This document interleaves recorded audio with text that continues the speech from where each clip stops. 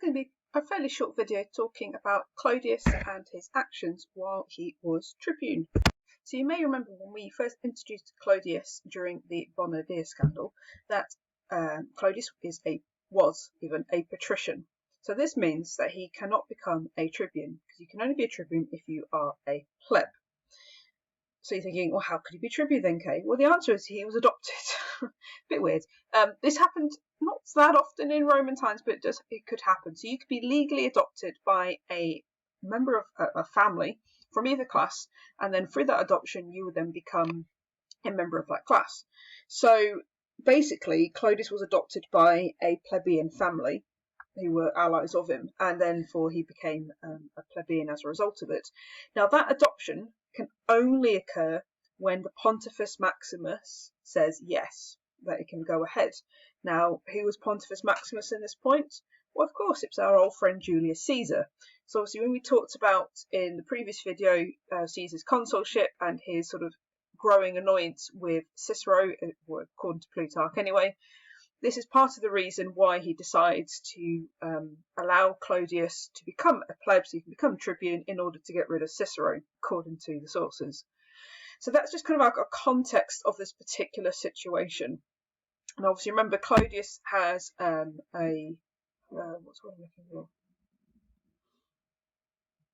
grievance, what that will do, against Cicero, a grudge even, that's better, obviously because of the trial that occurred after the Bonadier scandal, and it was Cicero who obviously proved that his alibi was incorrect, despite the fact that obviously then Clodius was found not guilty.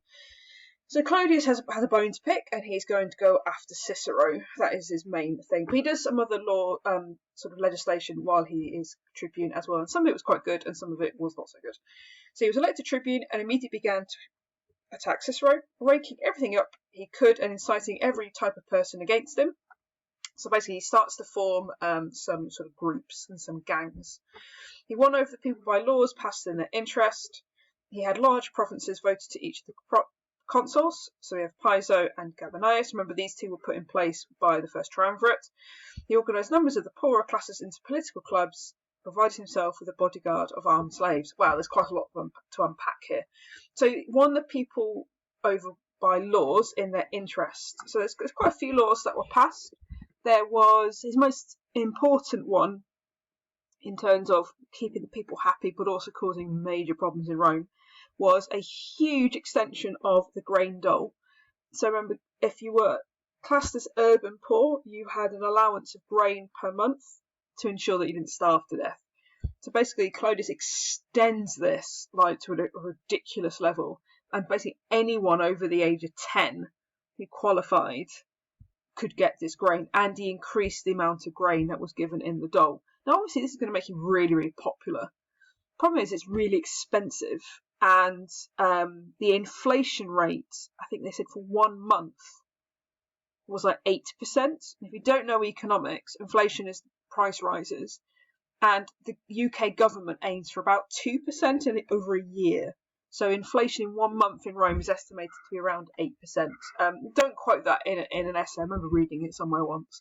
But it kind of shows you the economic impact that particular law has. He also legalised these political clubs, which are mentioned here.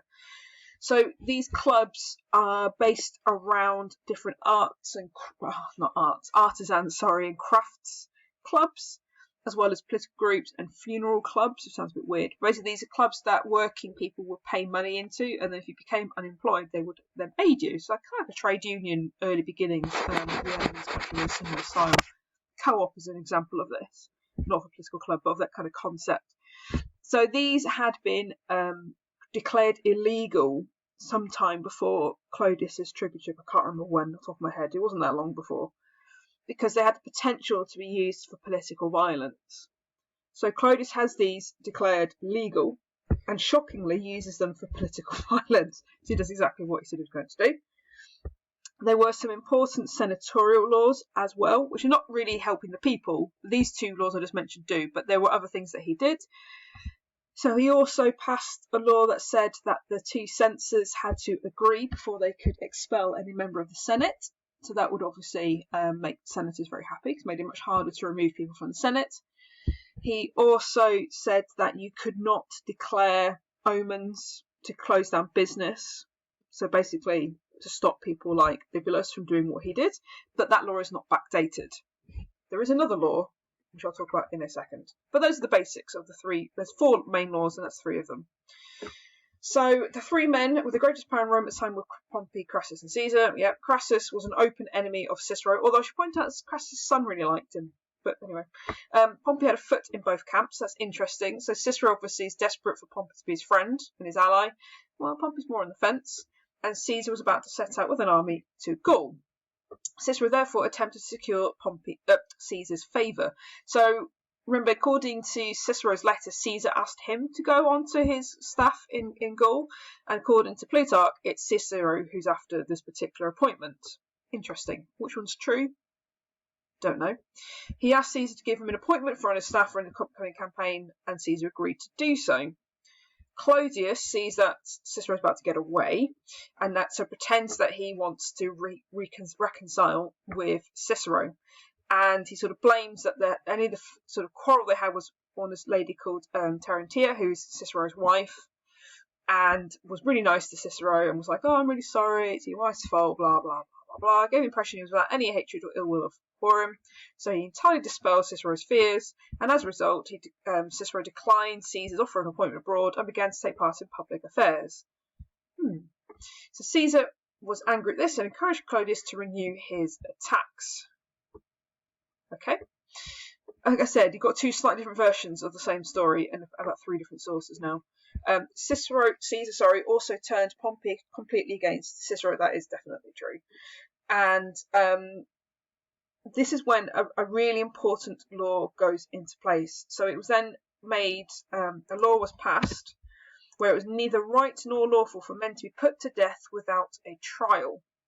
So this is the 4th of Clodius's main laws.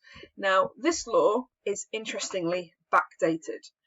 So it does not name Cicero, but it is quite clearly a reference to Cicero's consulship and the execution of the Catilinarian conspiracies. So when we did the Catiline conspiracy, I said, oh, this decision is going to come back to haunt Cicero. Here it is. So the law is backdated. Everybody knew it was about Cicero.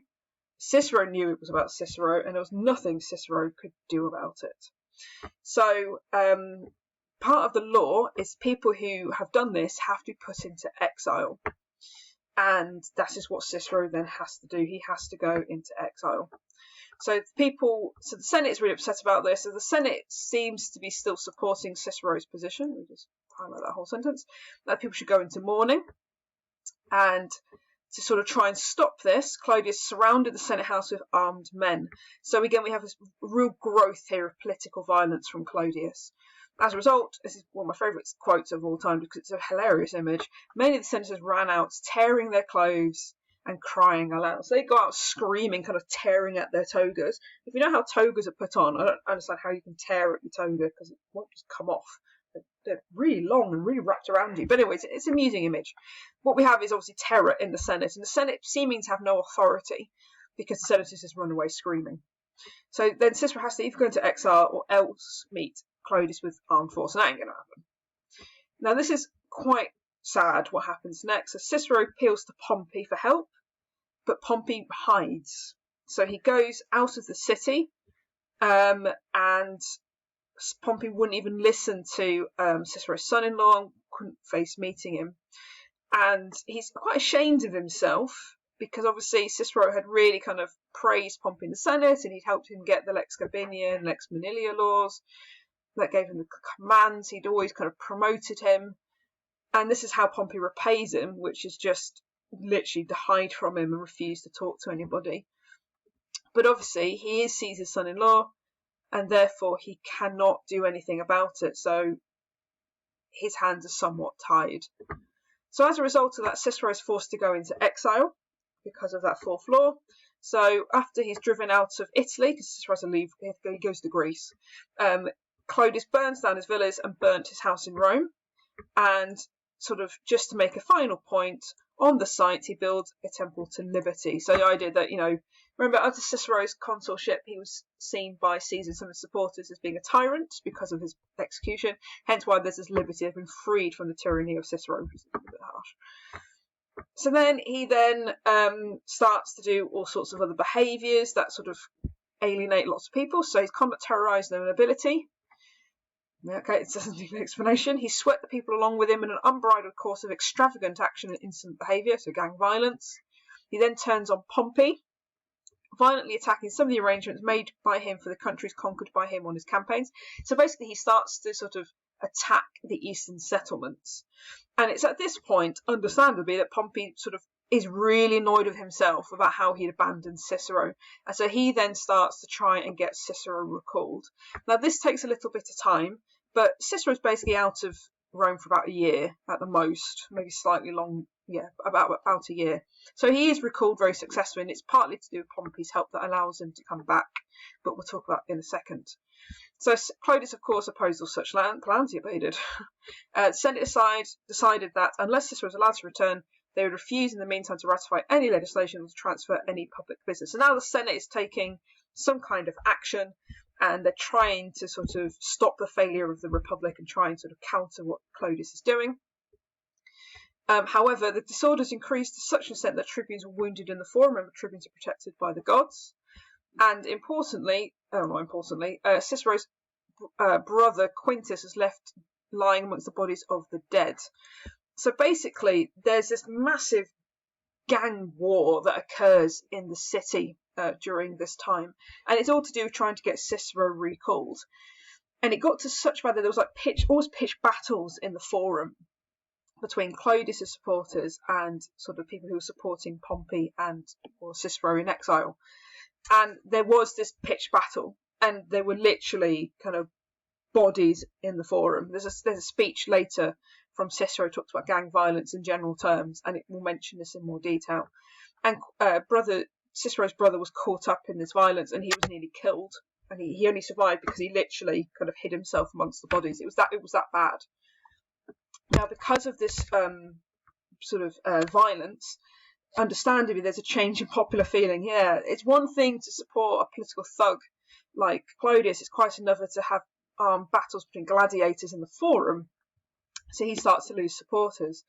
And so we have another tribune who becomes really important, a guy called Milo. And he basically is allied with Pompey. And he comes forward to prosecute Clodius for acts of violence during his tribuneship. It doesn't come to anything. The prosecution doesn't actually happen. When it happens, but he's found not guilty somehow. Yeah, but anyway. But it is interesting that we have sort of these. What you have here, sorry, I'm tangling myself up with too much knowledge, is this growth of gang violence, and you have these alliances being formed, and they're literally fighting each other, and people being assassinated left, right, and centre. So, as a result of Milo's actions, it drives Clodius out of the forum, and then summoned the citizens to vote on the question of Cicero's recall. The Senate, too, not to be left behind by the people, wrote letter thanks to all the cities, afforded hospitality to Cicero during his exile, and as a result, Cicero returns, and they vote that Cicero's house will be rebuilt from public money. So Cicero's back. So it's quite an eventful year, Clodius' tribuneship. His attacks on Pompey, he then sort of starts to attack some of Caesar's legislation as well, leads the first triumvirate to kind of remove themselves from Clodius because he goes a little bit too far. But it's certainly an element of they allied with him initially to get rid of Cicero. They then lose control of Clodius. Clodius forms these political gangs. Well, not even political gangs, just gangs. And obviously then we have assassinations and murders occurring. And to be honest, this is only going to get worse as the period continues. Not to be depressing, but the 50s becomes incredibly chaotic from this point onwards.